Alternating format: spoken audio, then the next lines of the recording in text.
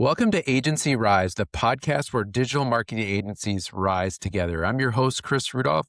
I spent over a decade coaching digital agency founders, helping them scale, systemize operations, and break free from the day-to-day grind. On this podcast, we talk with what really matters and moves the needle for agencies, getting clients, building a team, creating systems, positioning, focus, and freedom. There's no hype here, no guru nonsense, just real conversations from the agency trenches. So today I'm joined by Taylor McMaster, founder of Dot&Co. And Dot&Co is a global account management company serving marketing agencies. And pretty new and exciting news, they were recently acquired by E2M Solutions. And Dot&Co continues to set the standard for account management systems, talent, and delivery in the agency industry. So Taylor's built real systems, not just hype, and I'm excited to unpack what's actually taken place in her story. So Taylor, welcome to the podcast. Thank you, Chris. It's an honor to be here. Oh, that's great. Well, for those of you that aren't familiar with you, tell us a little bit more about you and Dot&Co. So I'm Taylor. I founded Dot&Co 7, almost 8 years ago. And it really was born out of a need in the industry because agencies needed really great account managers, but also for me. Selfishly, it was a passion project of mine when I first launched. It was me trying to find my way in the industry, which felt very confusing. And once I tapped into, doing what I loved, which was project management, talking to clients, organizing, talking about marketing strategy, that's when Dot&Co was born. And so today we work with marketing agencies who have a problem with getting out of the day-to-day as the agency owner. Most agency owners stay in that day-to-day seat for way too long. And we actually come in and help relieve agency owners from that seat with premium, fractional, client-facing account management services. So we actually come in and talk to your clients for you. We are that client-facing person so that you can go focus on growing and scaling your agency. So we've worked with tons of different agency owners over the years. And we have a team of over 40 of us now, and we work across all different types of agencies. That's amazing, Taylor. I know in working with founders day to day, like the biggest unlock comes on the account management piece. That is a lot of times the last thing that agency founders like give up, and they're really scared to do that. And it can be a big blind spot. So I think it'll be really intriguing here to really unpack a little bit more of this. But first, I'd love to hear, like, very few in digital went to university for the kind of thing that we're doing right now. So I'm curious, what did you do before? Ooh, that's a great question. I studied marketing, so we've got that going for us. But I worked in kind of a similar account management role out of university. I was working at a liquor corporation where I was an account coordinator. So I was doing very similar role where I was kind of what I describe the center of the wheel. So I was managing all of the different teams, like all the projects across different teams. I was coordinating, in-store promotions to online ads, creative strategy. I was kind of in the middle, coordinating everything and project managing. So it was a really great learning for me to figure out what I was good at and what I liked. And then I went on to work at a sleep apnea company as their head of marketing. So I was doing marketing on the client side for one brand, and I liked it. It just wasn't busy enough for me in terms of like juggling a bunch of things. And then I went on to start my own marketing agency. So I was working with clients. I was, doing sales. I was writing copy, running ads. So I was running my own marketing agency. And that's when I had to decide what I wanted to do. I wasn't feeling fulfilled with running my marketing agency. And I wanted to get back to doing something that I actually really enjoyed, which was more of that account management role. So kind of through this, I ended up working back in the same type of role as what I started out of university, which was really cool, full circle. But then, of course, that turned into me running an account management agency. So now, 7, 8 years later, I was then a CEO running a business, which was not the same as being an account manager, but in the same realm. Yeah. Yeah, I find that that's so common, that maybe it's not part of our 10 or 20-year plan, but you serve people, you do an amazing job, and opportunities present themselves. But I think you kind of bring up a good point of, like, as you step into new like leadership or new positions or running your own business, you're thrown into new waters and Hmm. new roles to Yes. adapt. I'm curious, like, what have been some influential mentors or role models or people that you've learned from along the way? Yeah. So when I started my agency, I was a part of Kat Howell's mastermind. I don't know if you know her, Chris, Yeah, but I've met her. Yeah. yeah, she's amazing. She's like a goat in the industry. She was the one who kind of got me into starting my own agency, which is really cool. And then fast forward a few years later, her and I was at her mastermind in Fiji. And this is when I was explaining to her what I wanted to do. I didn't want to run my agency anymore. I just wanted to do an account management. She was the one who was like, Taylor, do it. Like, start an account management agency. And I was like, okay, I'm going to do it. And so she was definitely influential for me. And then over the years, I joined different masterminds, but there wasn't really a mastermind that I could join that felt aligned with what I was doing because no one else was running an account management agency. So I started to really network and meet different friends, people like yourself who were working with agencies. So people who really understood me and the type of people I was trying to work with in the industry. That was really helpful. And then I worked with a coach, James Schramko. I think you and I both know Yeah. him. He was Yes, we do. definitely influential for me in the early years of helping to systemize my business and just, build out teams that really helped us scale. And yeah, just like really tapping into different people in the industry who were also working with agency owners. That was really helpful for me. Yeah, I love that. I think, it sounds like in an account management agency, you had to be a trailblazer. That wasn't like an established lane Hmm. at the Yeah. time, or there was like that much volume. And I think, yeah, that's where we become resourceful and yeah, seeking out mentors and people, even if it's not like the exact same, thing that's been done or a whole group of people in our niche. But that's awesome. Yeah. I'm Yeah. curious, like I'm sure Dot&Co didn't have explosive growth in the first week, but I'm curious looking back, like what are some of the keys to Hmm. Dot&Co's growth over the years? The biggest one I could see if I look at, our revenue and profit over the years was when I got out of fulfillment, everything changed. It just exploded. And this is exactly the problem that we serve for agency owners as well. But I was able to see this on my own P&L. As soon as I stopped working day to day in client work, we just like tripled within a year. Yes.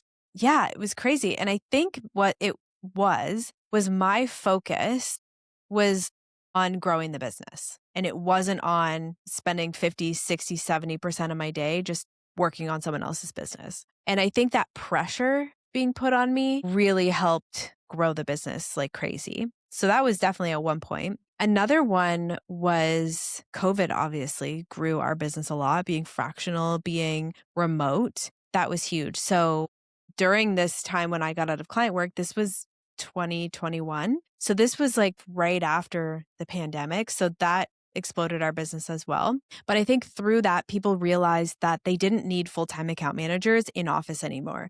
And they didn't necessarily need full time people on their payroll because people were starting to outsource and they were starting to find better options and better ways of doing things in their agency. So I think all of these things combined just really grew our business like crazy. That's amazing. I think what you said about when you were able to exit, fulfillment and focus in on the growth. Like I had a mentor years ago.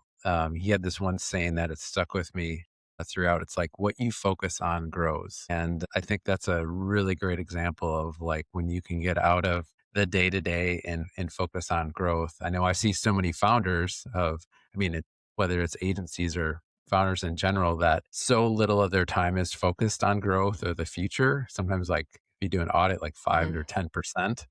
And just imagine like if you can double that, or I know you made a big shift to be able to do that. So that's amazing. And I love that you were able to quantify it too, like looking at your P&L and see the difference. Yeah, after that happened and you saw kind of like the physical evidence on paper, what kind of shifts did that cause like in your next moves from there? Yeah. My big thing, I knew I always wanted to exit the day to day of my business, whether it was selling the business, whether it was, being fully removed from the business. That was kind of my end goal. So I knew I had to start replacing myself in different areas of the business. And a big one that took all of my time was operations. So I had somebody take over the management of the team and the hiring. That was a big one. So I did that first. And then next was sales, which looking back, probably wouldn't have done it as early as I did. But replacing myself in the sales function because I was spending the majority of my day on sales calls. So I ended up hiring somebody from my team to take on sales. And then I was focused on doing things like podcasts and going to events and speaking on stages. That was kind of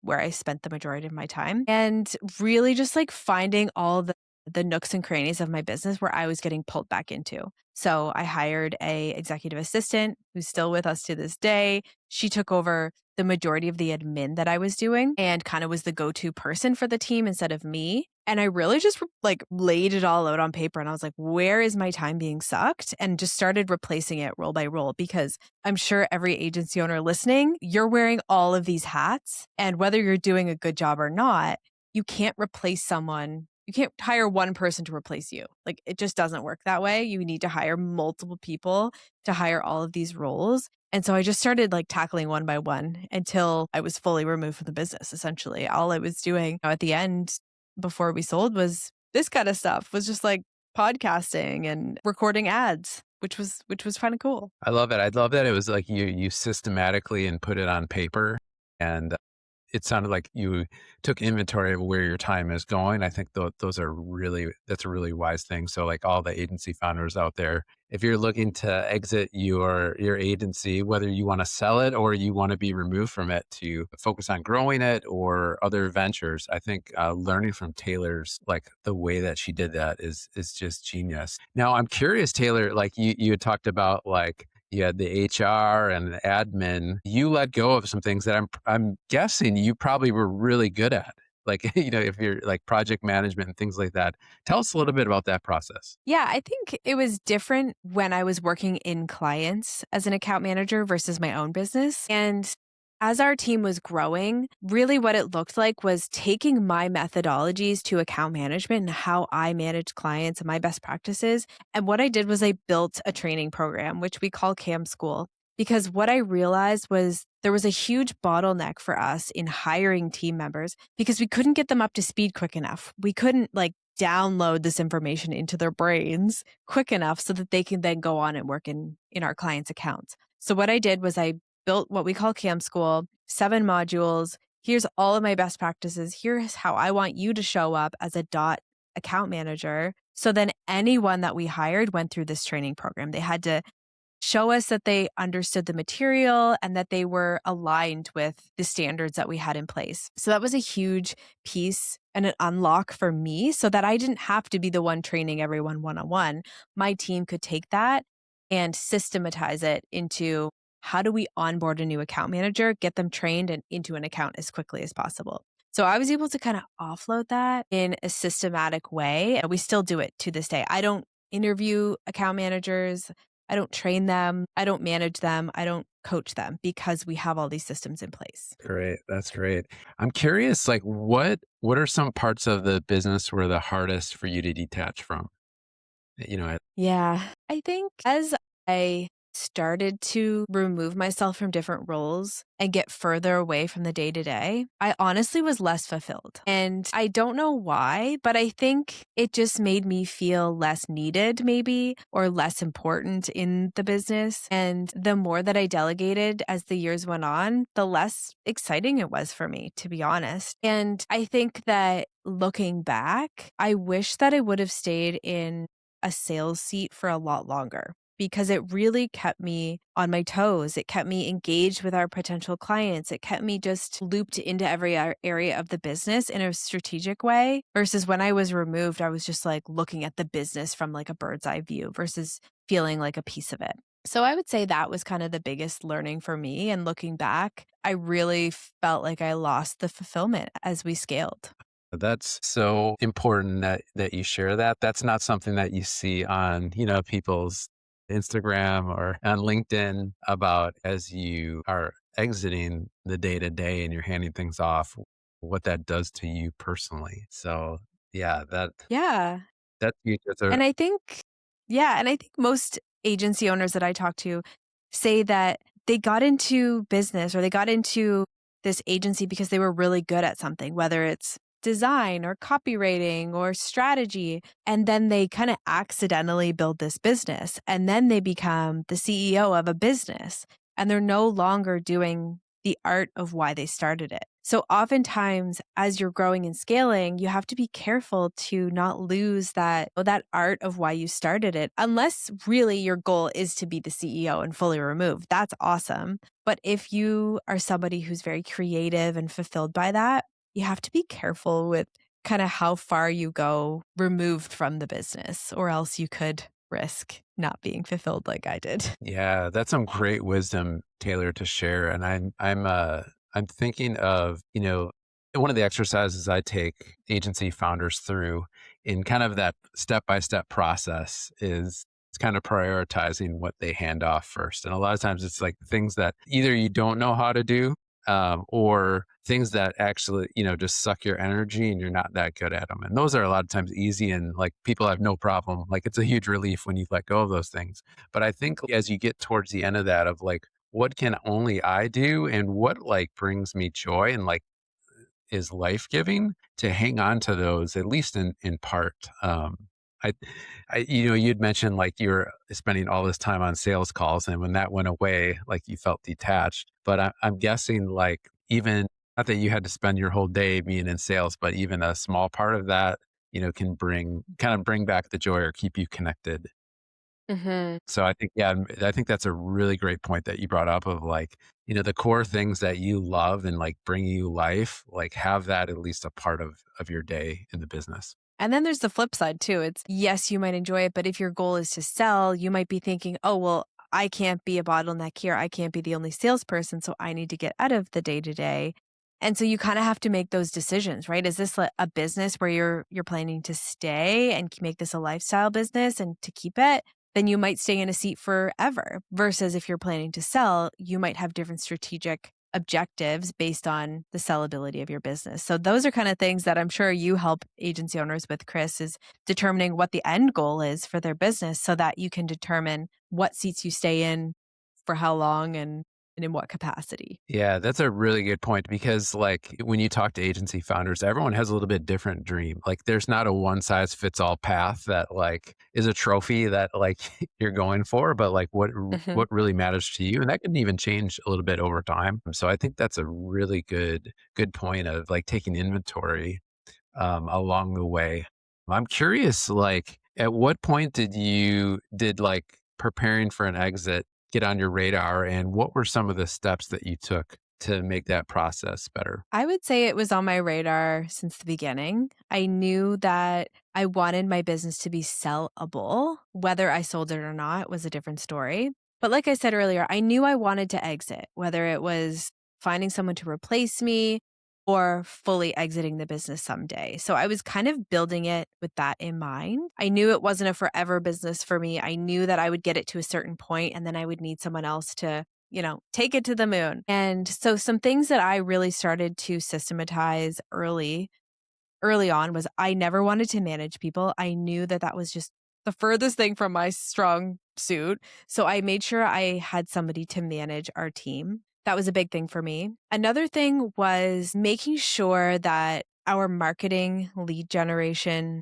flywheel was operating on all cylinders. I wanted to make sure that we weren't just getting leads from one funnel. It was multifaceted so that it was ads, it was organic content, it was referrals, and they were all working together. So I always made sure that our marketing was kind of a full 360. It was just always taking leads from all different types of sources. So that was a lot of work. And that was kind of something that I owned until the end. I also, like I said, got out of sales because I did know that in order for my business to be sellable, I couldn't be the only one who could sell the business and generate new clients. That was a huge bottleneck for I know a lot of agencies who were looking to sell. So even though looking back, I say I should have stayed in it longer, I do think it was an important move to remove myself from sales. Something that I did over the years was just listen to a lot of podcasts and content about selling your business because I knew I had to get kind of in this mindset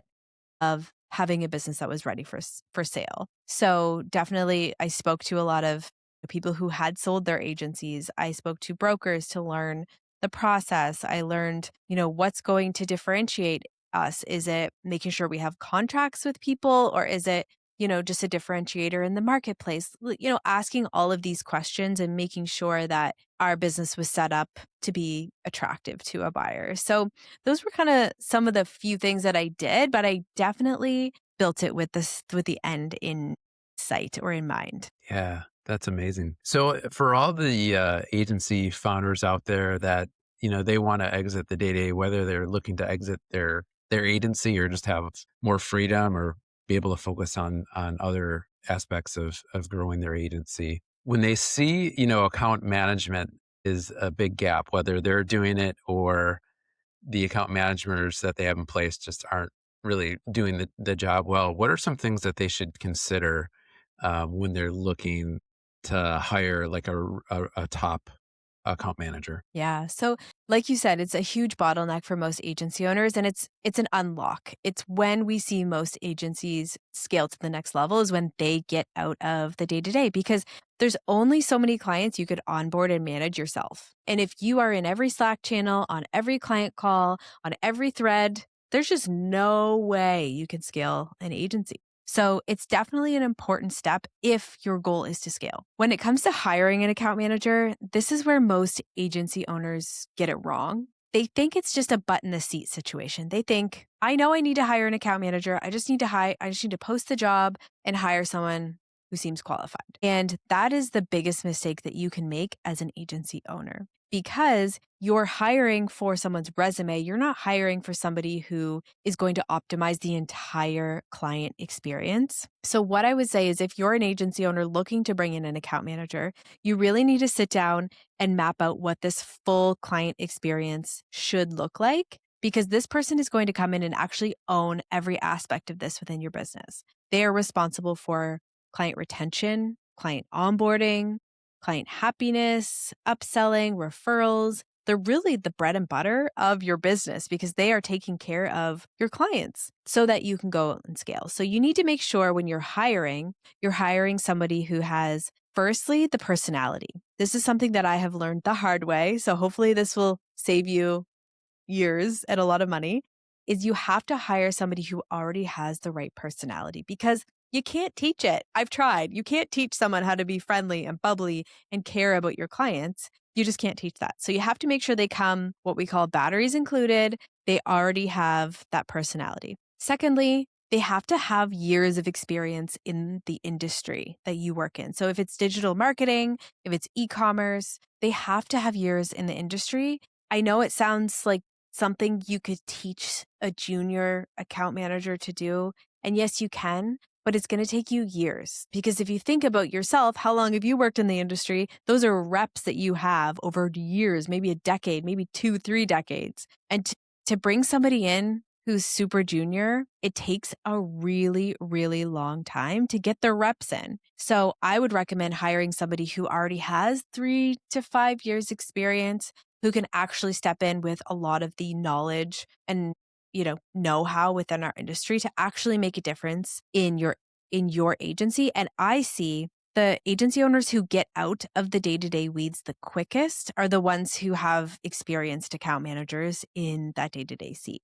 So you definitely want to look for 1, personality, 2, years of experience, and 3, very specific experience in the account management seat, because you probably don't know how to train and manage an account manager to do an excellent job. So you need to make sure they come already with that experience, and you want to make sure they have proven track record of actually growing accounts, retaining accounts, managing account teams, in order to actually see the results of a really strong account manager. Coming back to what I said earlier, the biggest mistake I see agency owners make is that they hire somebody on the junior side, and they don't actually get the impact in their agency for 3 to 5 years sometimes. Yeah, those are really valuable points, Taylor. And I've seen this play out, like a junior or somebody who is, maybe they have a lot of potential, but they're not experienced. And I mean, the average agency founder probably isn't like, they probably don't have those systems in place, or maybe they can do well at account management themselves, but it's not because they have a system laid out. It's maybe, they actually care, they have charisma, or they have a lot of knowledge on like the digital marketing type of thing that they can still do a good job, but it's not something that they can transfer, to a junior person. And I think that's really why that can save like years. Also, I know what it's like when you're gearing up to let go, like probably the hardest role to let go of. You invest a lot of money, and if it doesn't go well, you can you can kind of peel back and be like, once you have a bad experience, like you don't want to do that again. And you can be stuck for years and years and years and really like hit like a glass ceiling as far as your growth. So that was really, really great advice that I'm guessing everyone out there, like, man, wishes they knew this like when they started, because I think that's a huge unlock. Yeah. So as far as like, with account management, a lot of times I hear this of like, when we get to like, we grow in 50%, then we'll be at a place financially to hire a full-time account manager. How do you know, like, should they go, look for a part-time or a fractional account manager, or hire full-time? What are some of the things that agency founders should consider for that? I would say if you're an agency owner and you hit this point where you're telling yourself, I can't take on another client until I hire an account manager, or I can't take on another client myself. These people are going to have to go on the wait list. You are way past hiring an account manager. You needed this person months ago. So I would say as soon as you hit that point, that's when you need to bring someone on. In terms of fractional full time, I think it really depends on where your business is going, how quickly you're growing and scaling. We work with a lot of agencies who are quite large in terms of revenue, client size, but they just need somebody who is super experienced, who knows what they're doing. They don't have time to hire and train somebody. So they come to us because they need kind of this parachute, right? They need somebody to come in and just take it over. And that's kind of where we can step in. I would say full time, you're probably doing over 100K a month in revenue. You're growing quite quickly, and you have the systems, the processes, the team in place to be able to train and manage and coach that account manager. Because a lot of agencies, as they're growing, like I said earlier, they just think it's a butt in the seat, but they forget that account managers need a lot of training and coaching and constant development in order to do a really good job. So if you're hiring someone full time, make sure you have like the systems, the training, the management in place before you bring somebody in full time. If not, probably fractional is going to be a less risky, better decision in the long run. But yeah, it just kind of depends on where you're at, what your goals are, and how quickly you're scaling. Yeah, that's good. That's good. I'm curious, like, what for your own business and like in a lot of the agencies that you see, what are some of the most helpful software tools when it comes to like account management? Ooh, that's a good one. Definitely Slack is number one. In terms of should you put clients in Slack or not, I don't know. My rule of thumb is no, because Slack equals instant answers and clients want instant access to you. But we've really seen over the last few years a trend towards having clients in Slack. So I think it's just like how you manage that internally is super important. Definitely a project management software. I've seen so many agencies come to us who are like, I run my business on a Google spreadsheet. And, that's just how everything's managed. Definitely would recommend something like Asana or ClickUp for you. I would say those are the two biggest softwares that we see. And then we're seeing a lot of agencies leaning towards high level. So they're using Go High Level in the day to day for not just their own agency, but also their clients as well, which is really cool. But it does take a specialized person to be able to use Go High Level. So definitely recommend bringing in experts to help with the software side. But honestly, Chris, we've seen every software you can imagine. After chatting with thousands of agency owners, I've heard of them all. And people will come to me with like, oh, do you use this one? I'm like, probably. We've seen them all. And I think it's just how they're used is the most important. Make sure you have systems, processes, SOPs, the whole team is on board, and then everyone is using them the way they're intended to be used. Yeah, it's not the tool isn't the magic pill, but like, how you use the tool. is where it's Exactly. at. That's good. What are some like daily habits or routines that you swear by? Time blocking, number one. I make sure that everything is blocked on my calendar. If I have a task, if I have a priority, it's on my calendar to make sure that I actually have the time to do things. Number two is notification management. I have my do not disturb on. I don't let Slack ping me, email ping me, absolutely nothing, so that I can stay focused on what I'm actually working on. And number three is making sure I have time to reset and to make sure I have time to work on my business, not in the business, making sure that I'm not just running on fumes all the time. I have blocks for just not working so that I can be refreshed. I can think about things and not just be in the weeds of everything every day. So, those are the three things that I've done since the beginning of my business that I still do to this day. Yeah, that's good. The whole notification thing and staying focused is huge, I think, for any founder. And yeah, it's difficult to yeah, like get anything done that's worthwhile if your things are dinging at you on a moment to moment basis. So that's Mhm. good. Curious, if the account management piece really struck a chord with some of the agency founders that are listening to this, what are some ways that Dot& and Co can help? Yeah. Well, I would say just reach out to us. I think most agencies, as they're growing and scaling, they don't know what they need. And that's totally fair. I think you just need someone to ask questions to, like come chat with us and learn more about how we work with agencies or what recommendations we can give you in terms of when to hire, who to hire, what that could look like for your agencies. I would say start there. We're totally an open book. We love chatting with agencies, and the problems you have are probably very similar to a lot of other agencies that we see. So definitely reach out. We'd love to have a conversation and just kind of steer you in the right direction. Awesome. What's the best way to get in touch with you in Dot& and Co if people are searching online? Yeah, definitely LinkedIn. I'm always on LinkedIn, so reach out, send me a DM, or our website is the best place to chat with our team, which is dotandcompany.co. We help with placing an account manager in your agency, training and coaching for account managers, basically anything under the account management umbrella, we can support you with. Awesome. Well, Taylor, this has been so valuable. And I know so many of the agency founders that are out there listening, we're probably writing notes feverishly because a lot of actionable things here and important things to think of. So thanks so much for joining us today. Thanks, Chris. Yeah, and for everyone who is tuning in at the gym, in your car, or at your desk, thank you so much for taking time out of your busy day to join us. And if this episode was helpful for you, be sure to subscribe and share it with another agency founder who needs to hear it. Because agencies don't rise alone; they rise together. This is Agency Rise.